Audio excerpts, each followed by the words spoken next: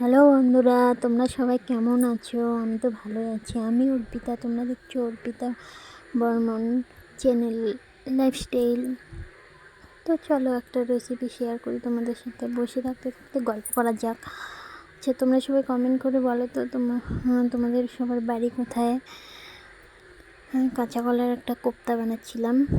প্রথমে দেখো, পেঁয়াজ লঙ্কা কেটে নিচ্ছি।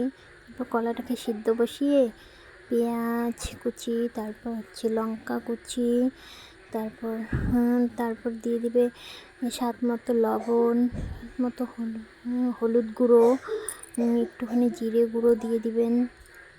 তারপর কর্নফ্লাওয়ার থাকলে কর্নফ্লাওয়ার বা বেসন থাকলে বেসন। আমি পরে বেসনও অ্যাড করেছিলাম, যেহেতু আমার প্রথমে ছিল না, এনে তারপর বেসনটা অ্যাড করে দিয়েছি। তারপর মিক্স করবেন ভালো করে। মেখে রেখে দিলে একটু ভালো হয় আর কি, টাইম জিনিসটা নরম হবে। কিন্তু আমি এই যে কর্নফ্লাওয়ার দিচ্ছিলাম, দিয়ে মেখে নেওয়ার পর ভেজে নেবেন। আর গ্যাসের ফ্লেমটা মিডিয়াম টু লো ফ্লেমে দিয়ে নেবেন। তাহলে জিনিসটা কী হবে, ক্রিস্পি হবে আর ভেতর থেকে কাঁচা জিনিসটা থাকবে না, ভালো করে হয়ে যাবে। ভালো করে মিক্স করবেন। মিক্স করে তেলটা গরম করে নিয়ে তারপর গরম তেলে দিয়ে দিবেন জিনিসটা, তাতে ভালো হবে, খেতে খুব টেস্টি হয়। কাঁচা কলার কোপ্তা তোমরা সবাই বানিয়ে দেখো একবার। আমার তো খুবই ভালো লাগে, আমার বর খুব পছন্দ করে। তেল দিয়ে দেবেন কড়াইয়ে। তারপর কোপ্তাগুলো ছেড়ে দেবেন।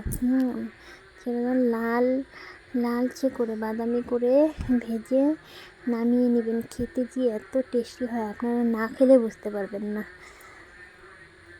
আমি অনেক কথা বলে ফেলছি।